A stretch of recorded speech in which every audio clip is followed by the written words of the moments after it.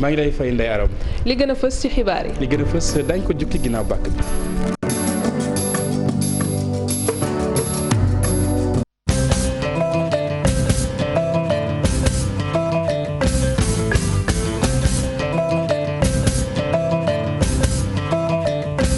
jërë ngeen jëf mbokk téléspectateur yu télévision Futur Média dalee nag jàmm ci xibaaru marax yi li ci gën a fës te ñu namm ko jukki dina bokk ci docteur Aloyse Waly Diouf bi nga xam ne daal na rek teggi ay ndombal tànkam nekkatul directeur bu cabinet bu jëwriñ ji nga xam ne moom lañ dénk wàllu wér-gu-yaram fii ci réew bu Sénégal jamono yi nag fas yéene amal beneen ab liggéey ca OMS naka noonu itam muy xam rek ne daal dinay am ak ñaanu ki nga xam ne moom moo di Abdoulaye Diouf Sarr daañu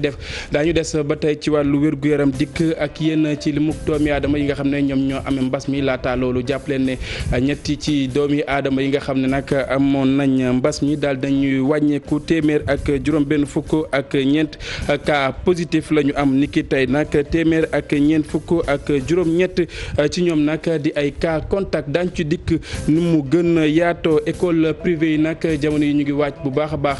delluk ndongo yi ci li nga xam ne moom moo di daare yi xam ngeen ne li lee naal bi gouvernement bu Sénégal jàppoon na ko ci ñaari fan ci weeru juin mu mel ni nag mujjul antu école privée yooyu naam ñu ngi koy waajal mu mel ni nag ci ay jafe-jafe la ñu nekk ci ay facture yoo xamante ni rek fay guñu ko commerçant yi nga xam ne ñoom ñoo nekk ca marché Sandaga fukki fan ak juróom sënkam la ñu am ngir rek daal di dellu ci xàll wi nga xam ne nag xàllal nañ leen ko ngir rek daal di defar marché Sandaga di champ de course lu ni mel daañ ko rek daloo ci ñetti fan ci weeru juillet bi nga xam ne rek moom la ñu dëkkmal lépp lu soxal wàllu coow ak suuf boobu ba tey yéen a ngi koy dégg ci li nga xam ne moom moo di xibaar yi rawatina lu jege lool li nga xam ne moom moo di tefes gi ab kuréel boo xamante ni taxaw temm ngir rek ñu daal di saytu lu ni mel ngir rek ay leeral gën a am ci wàllu woowee mbokki li lépp tënk la nes kiis ma dikk ñu yaatal.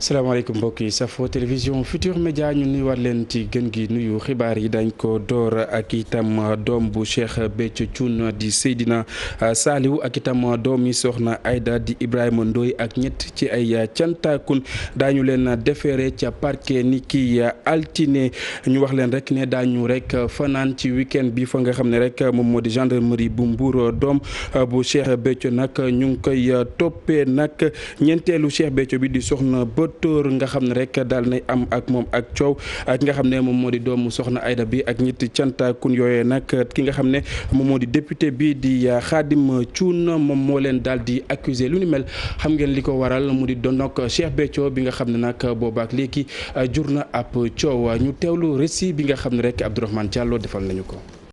doomu Cheikh Béthio Thioune di Seydina Saliou ak doomu soxna Aïda di Ibrahima Ndoye di doom bi nga xam ni amoon na ko ci mariage am bu njëkk ñoom ñooñu week-end bi gendarmerie lañ koy defee ginnaaw bi ñu leen tegee loxo ci jeudi bi te ñooñu commandant sec def ko Seydina Saliou Ibrahima Ndoye ak ñetti taalibe yu soxna Aïda déglu nañ leen ci ku nekk ci luñ la fa wooyee li ni mel sax a tax ci lënd bi lañ leen di defeere doomu Cheikh Béthio Thioune bi di Seydina Saliou ñu ngi koy toppee dóor nit gaañ ko te ab taalibe wu soxna Batoor la def li ni mel ci fàttali sax ñeenteelu soxnawu njiitu cantakun yi moo ko daal di porter plainte ginnaaw xeex yi nga xam ne amoon na ci dimanche bi passé ci buntu këram lu jëm ci doomu soxna Aïda kii di Ibrahima Ndoye ak ñetti taalibeem yi ñoom dañ leen di toppee rek yàq alalu jàmbur ndax ñoom ñeent dañu daal di salfaañee këru député bi di Khadim Thioune ci Madinatu Salaam toj tamit otom bi ci fàttali coow yi nga xam ne dafa jëm ci njabootu Cheikh Béthio lenn waralu ko lu dul alal gi nga xam ni bàyyi na ko ci ginnaawam doomam yi li ñu bëgg rek mooy ñu dajale alal googu xool ba xam ku nekk lan la ci mën a am ci jamono ji nga xam ni ñetti soxnaam yu gën a ndaw bëgg a rasu ci li ñu yor. ko doon junj ci bopp xibaar yi docteur Aloyse Waly Diouf daal di teggi ay ndombal tànkam nekkatul directeur bu cabinet bu jëriñ ji nga xam ne moom lañ dénk wàllu wérgu yaram naka noonu itam muy xam ne rek ne Abdoulaye Diouf Sarr daal dina koy ñaanal ci yoon wi nga xam ne nag namm na ko jël mu am ab liggéey ca OMS dañuy déglu docteur Aloyse Waly Diouf ci waxtaan mu sekkoon ak suñu naataango ya nekk ca RFM. li ci am mooy damay commencer par remercier monsieur le ministre de la santé et de l'action sociale di ko remercier parce que li mu def preuve de générosité la man waroon naa dem OMS bureau pays bi nekk fii Sénégal depuis le mois de mars ma demandé woon nag ci waa OMS ñu bàyyi ma fi ndax xam ngeen ne ci boobu la pandémie bi doon door donc il fallait que ma def sama poste continuer liggéey pour Sénégal continuer liggéey pour ñu xeex coronavirus te defe naa loolu ci wàllum engagement kenn mënul woon xalaat ne am naa ay engagement yoo xam ne dama ko différé léegi nag délai bi dafa jot rek ni ma toogee waxtaan si ak ki nga xam mooy sama kilifa vraiment ma gis si moom générosité gis si moom aussi nit ku sàmm personnel am moo tax bi ñu waxtaanee mu nangul ma mun a dem feneen mais nangu bi mu boole ci ay ñaanal ma te defe naa loolu ci diggante nit ak nit loolu lu may rafetlu sama diggante ak monsieur le ministre de la santé vraiment diggante boo xam ne maa ngi ñaan yàlla mu gën ko leeral parce que gis naa koo xam ne nit ku humain la gis naa koo xam ne nit ku généreux la te di ko ñaanal rek yàlla fay ko xolam. moom docteur Aloyse Waly Diouf ñu xàmmee ko loolu la ci xeexuk mbas mi saa su nekk ngeen faral di ko gis ci kàddu yi muy biiral ca ministère de la santé lu mu mel bi mu ko xamlee ci li nga xam ne moom moo di page Facebook am nag ñu bëri ci askan bi mu mel ni dalee na bett moom docteur Aloyse Waly Diouf dañ leen ko xamlee ci tënk wi nga xam ne Aminata Mbaare Sow def na ko. ci xeex gi ñuy xeex coronavirus fii ci Sénégal bokkoon na ci ñi am solo ci dispositif de riposte bi ñu taxawloon kii di docteur Aloyse Waly Diouf bu weesoo poste bi mu nekkoon directeur de cabinet kii di ministre de la santé daawoon na jël kaddu di jàkkaarloog journaliste yi ngir daal di def situation du jour bu weesoo loolu tamit doonoon na pàcc bu am importance ci dispositif de riposte li ko jëlee tey nag dootul nekkati proche collaborateur kii di Abdoulaye Diouf Sarr ndaxte dafa am beneen poste de responsabilité bu yees fële ci organisation mondiale de la santé mu mel ni nag départ boobule du ñàkk ne dina ëlëm ñenn ñi waaye bu ñu sukkandikoo ci message bi nga xam ni dox na diggante kii di Abdoulaye Diouf Sarr ak ki fi nekkoon directeur de cabinet dara lalwul ci ginnaaw. Aloyse Waly Diouf nag ñenn ñi di ko woowee monsieur communication bu ministère de la santé ndaxte jàpp nañ ñi ci yenn stratégie de crise sanitaire bu amee moom mooy jiitu nekk ci kanam ngir xeex ki ñu fàttali ci atum 2014 bi fi Ebola duggee moom moo yore woon communication bi ci wàllu gestion épidémie boobule moom nag médecin la spécialisé wu ci wàllu santé publique looloo tax jot na occupé ay poste de responsabilité balaa muy dem ca cabinet bu ministre de la santé ndaxte moom jot na fi nekk médecin ci hôpital Pikine nekkoon na directeur SNEPS du service national de l'éducation et de la formation pour la santé jot na tamit collaboré ak ñii di waa organisation mondiale de la santé comme expert évaluateur balaa muy am poste officiel bile fukki at ak juróom ci service santé bu Sénégal tey jile docteur Aloyse Waly Diouf amaat beneen mission bu bees fali ci organisation mondiale de la santé lii nag di ab mbégteel ngir bépp doomu Sénégal di ko ñaanal yàlla may ko fa ay succès yeneen. jàppale ne ni ki tey ji nag ñetti doomi aadama ñoom ñoo delloo ko ci lim doomi aadama yi nga xam ne ñoom ñoo ñàkk seen bakkan ci mbas mi téeméer ak juróom-benn fukk ak ñeent nag cas positif la ñu am téeméer ak ñeent fukk ak juróom-ñett ci ñoom di ay cas contact bu ñu jugee ci lépp lu soxal wàllu mbas mi dañuy wax ci leneen mbokk yi lu soxal njàng mi ak njàngale mi xam ngeen nag école privée yi ñu ngi waajal bu baax a baax dellu ndongo yi ci li nga xam ne moom moo di classe yi ñaar fukki fan ak juróom ci weeru juin bi nga xam ne moom la ñu dëkkmal naka noonu itam ñuy xam rek ne ay jafe-jafe la ñu jànkonteel ndax am na ay facture yoo xamante ni ba léegi fayaguñu ko kenn ñi nga xam ne nag ñoo yëngu ci wàllu woowee nag suñu ay ndaw demoon nañ daal di séq ak waxtaan ak ñoom Alassane Ba ak Pape Sangone Mbaye. ab njaboot ju jaaxle lañ fi fekk ñu yor seen facture xamuñu nan la ñuy def ak moom. dañ maa indil facture mi ngi nii 55 000 2 mois boobu mois bi bokku ci mois bi dellu ci. ñu war a fay 80 000 astafurlah 75 000 kon dañ koy fay mais dañ ñu ne dañ ñu koy étaler noo ko mën a fayee ñun parents ñetti weer a ngi xëyuñu liggéeyuñu defuñu dara ñu war a fay 3 mois yoo xam ne ñoom profit pourtant jàngaluñ ko xale yi ñoom it ña nga toog seen i kër. école privée yi itam di jànkonteel jafe-jafe yu metti ay responsable lañ fi fekk ci l'école Cheikh Moussa Camara ñu toog di xalaat di waxtaan ci nan la ñu war a taxawee ci jamono ji wante leen leer na bu fekkente ni amuñu koppar dana jafe lool ñu fonctionner. parents d'élèves yi tamit tey bu ñu taxawee ne tamit ne tey dañu taxaw tem ne du ñu fay mois yi ñu war a jox école privée laïque yi dañuy def lu leen neex parce que yaakaar naa ne affaire bi contrat la. c'est-à-dire bu ñu sañoon côté boobu du ci am benn problème ak parents yi suñu revendication dëgg-dëgg la c'est vis-à-vis de l'État. C'est l'État qui a arrêté les cours. S'il y a rupture de contrat bu contrat bi amee rupture entre les écoles privées et les parents c'est l'État qui a pris la décision moom moo jël décision arrêté cours yi. montant bi nga xam ne moom la ñuy jox école privée yi dafa sori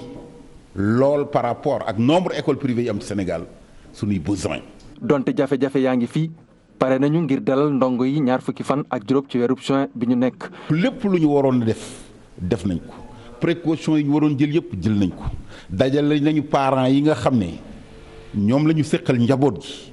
waxtaan ak ñoom wax leen li ñuy séntu ci ñoom tamit. Ismaïla Camara di njiitalu école Cheikh Moussa Camara jotoon def sax ay proposition jagleel ko nguur gi ngir fexe ba enseignement général mën a tàmbaliwaat ci jamono ji ñu mën a tënku nag ci li nga xamante ni moom mooy ay digle yu kilifa yi santaane. Alxasan Ba cant ak ngërëm ñeel na la jafe-jafe yi nga xam ne école privée yi nag dañ koy faral di jànkonteel li lay waral ñu daal di sos ab kuréel wu yees daal di koy dippe syndicat des écoles privées laïques lu ni mel nag bokk na ci daal di indi ay saafara ci yooyu la jafe-jafe dañuy teewlu ki nga xam ne moom moo di Mokhtar Ly kenn la ci ñi nga xam ne ñoom ñoo sos mbir mu ni mel. sunu objectif mooy ñu étendre ko Sénégal gi yëpp sur toute l'étendue du territoire. pour ñu mën a waxtaan jël en charge li nga xam ne mooy sunuy problème yu jànkanteel guddi ak bëccëg ñun école privée du Sénégal donc Covid-19 bi élément bu ñëw déclenché ko la rek mais daf ñu fekk ñu ci ay problème ñu xalaat ne bu ñu waree taxawal kuréel googu dinañu war a mën a jàppale ci lu bari pour école privée yi amaat beneen doxin bu bees ndax li ñu dund ci lii ku mu yeewul dara dootu la yee donc il est grand temps que école privée yi ñu toogaat ñu xoolaat seen bopp évaluer pour xool fu ñu jëm ñu gën a mànku gën a jàppoo te nouveauté bi mooy defuñu ci distinction amul xàjj ak seet commencé ci déclarer responsable yi ba ci personnel enseignant bi ak personnel administratif bi ñoom ñëpp la ñu bëgg ñu bokkandoo benn kuréel di xalaatandoo di jëlandoo ay mesures ensemble di adopté waale ligne conductrice boo xam ne dinañu yóbbu foo xam ne mooy ngëneel ci école privée yi. jot ci ndox mu cet nag mu mel ni jafe-jafe la ci ay daara yu bëri yoo xamante ni ñu nga nekk ca département bu Médina Yoro Fula lu ni mel nag daal di tax ñi nga xam ne ñoom ñoo ŋànk wàll wi foofee ak itam yenn ci ay waajur nag daje ngir rek daal di nas ay pexe ñu teelu reportage bu Abdoulaye Diallo. dinañu amal ubbite l'école bi ñu dëgmal ci jamono ji nga xam ne mbas maa ngi lëmbee réew mi ci diwaanu Kolda rawatina ca Médina Yoro Fula ñu bari ci seen daray tubaab amuñu robinet wala sax teen te ni ndox amee solo rawatina ci jamono ji looloo waral ki nga xam ne moo ŋànk wàllu njàng ak i njàngale mi ca Médina Yoro Fula daal di ñaax mboolem waajur gone yi ngir ñu dimbale daara yi ci rootum ndox. xam nañ ne am nañu école yoo xam ne amuñu teen amuñu robinet su ma jëlee dëkk bu mel ni Boñango su fekkee école Boñango amul robinet amul teen yaakaar naa ne ñàkk ndox warul tax ñu jël école Boñango indi leen ndorm ndax ñàkk ndox rek déedéet waa Boñango dañoo war a takku organiser wu ne bés bi diw mooy indi ndox beneen bés bi diw wala tel quartier mooy ñooy indi ndox bu ñu ko defee ndox bi bu teewee ci école bi rek danañ mën a jëfandikoo produit yi danañ mën a aar élèves yi aar jàngalekat yi aar képp kuy dugg école ndax suñu année scolaire mën a réussir. ngir jox gëdd wàllu njàng moomu municipalité bu Ndorna moo jébbal daray tubaab yu seeni gox jumtukaay yi war ngir njàng ak njàngale mi man fa wéy ni mu waree. Nous avons 20 kits et 20 lave-mains qui sont déjà là disponibles que vous voyez. Nous avons 3000 masques. Nous avons joxe nañu ñaar fukki raxasukaay loxo mooy yi ngeen di gis nii ñetti junniy masque ñeent fukki carton saabu madar ñaar fukki carton javel ak ñaar fukki thermoflash ñoo ngi fi tëdd donc gis ngeen ne lépp li nga xam ne moom la ñu soxla ngir njàng ak njàngale mi man fi dooraat Ndorna taxaw na si. Ndorna a pris les devants vraiment a pris l'engagement vraiment de mettre tout cela en place. yéen di waajur yi ngir ñu nangoo bay seeni doom dellu ca l'école donte liggéey ya ca tool ya mairie bu Ndorna moo baaxee ay waajur ndongo yi jotul woon am ci ceebu nguur gi ay dund pour seeni njaboot. Abdoulaye Diallo cant ak ngërëm ñenn lañ nag dañoo sopp seen yoxo ngir rek ñu daal di xeex li nga xam ne moom moo di mbas mi di cadre unitaire de l'islam ci seen ak njàppandal woo xamante ni def nañ ko jëmale ko ci association des imams ngir rek ñu daal di xeex lu ni mel ñu teewlu kenn ci ñoom di Serigne Cheikh Tidiane Sy Al Maktoum moom moo jiite woowule kuréel Mame Birame Diouf moom moo taataan ay kàddoom. ñu indi ay raxasukaay jëmale ko ci jàkka yi jëmale ko ci jumaa yi jëmale ko ci daara yi ndax ay béréb la yuy dajale ay nit te bu ñu décidé dellusiwaat ci jàkka yi wala ci daara yi dina jaadu nit ñi am ay jumtukaay yoo xamante ni dina leen mën a aar ci feebar bi ndax dañoo wax ñu dund ak jàngoro ji waaye it dañuy fàggandiku ci jàngoro ji ndax mu bañ a dund ci ñun kon nag dund ak jàngoro bi du tee ñu fàggandiku lii nga xamante ni moom la ñuy docteur yi wax ñu topp ci tabarakallah kon loolu moo ci tey suñu kaddu mu doon 150 raxasukaayu loxo yoo xamante ni yëkkati nañ ko war koo teg ci loxo diggante ñaari kuréelu ayima yi nga xamante ñoo gën a mag ci réew mi ak ñaari kuréelu daara yi nga xamante ni ñoo gën a mag ci réew mi ñu teg ko ci seeni loxo yi njiit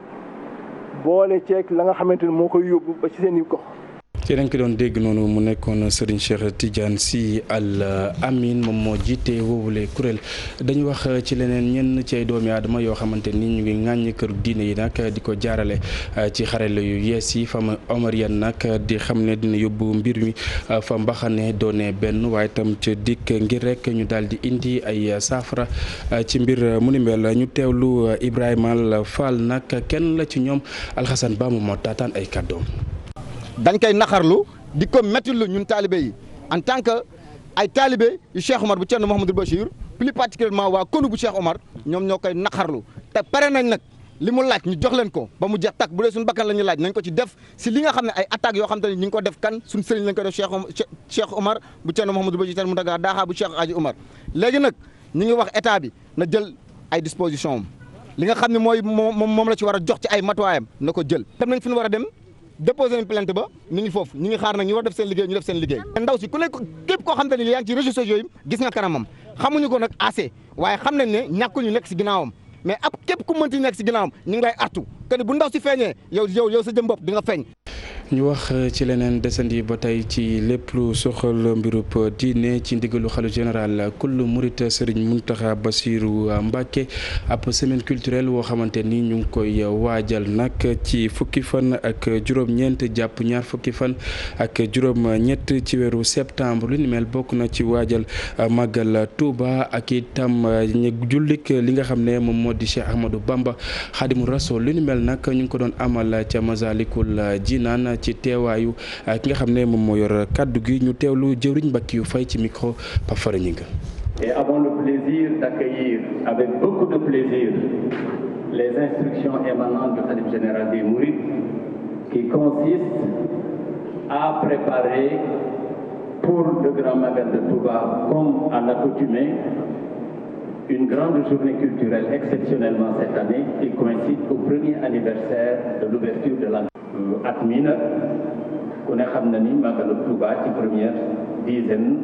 décade mois d'octobre lay doon sëriñ bi jox ñu ndigal ni nañ fi def semaine culturelle bu yaatoo ba nga xam ni xew-xew yi am biir Dakar muy ñaari guddi Dakar yu te ñu ko daan màggal di tamit julli gi nga xam ni gi moom la julli woon ci géej gi ñu di ko màggal ak li nga xam ni mooy 27 septembre nekk date boo xam ne bii date anniversaire ubbiteg jumaay Masalikul Jinaan la ñu bëgg a boole xew-xew yooyu yëpp def ko ci benn semaine boo xam ne bii day doon semaine culturelle boo xam ni bu mag boo xam ni dañ koy waajal màggalu Touba buñ ko defee ba le 27 le 28 ñu doog a nag daal di waaj doog a dem Touba ñu daje fii def semaine culturelle boo xam ne bii dina am ay exposition yu mag a mag a mag dina am tamit ay conférence yu mag comme niñ ko defee woon bi ñuy def ouverture bi dina am tamit ay waxtaan yoo xam ne yi dañ koy waxtaan jëme ko ci li nga xam ne mooy yoon wi jëme ko ci li nga xam ne tamit mooy diine ji jëme ko ci li nga xam ne tamit mooy situation yi nga xam ne moo nekk dans le monde comme niñ koy faral di def rek. Pafara ñu des ak yow jaaykat ya nga xam ne ñoom ñoo nekk ca marché bu Sandaga nag mu mel ni fukki fan ak juróom sënkam la ñu am daal di dem ca rek xàll wa nga xam ne rek moom lañ leen jagleel ca champ de course la fi ak nag ñu defaraat marché bu Sandaga foofee itam dañ ko daloo ci ñetti fan ci weeru juillet bi ñu dëgmal ñu teelu reportage bi ak Youssou Baro.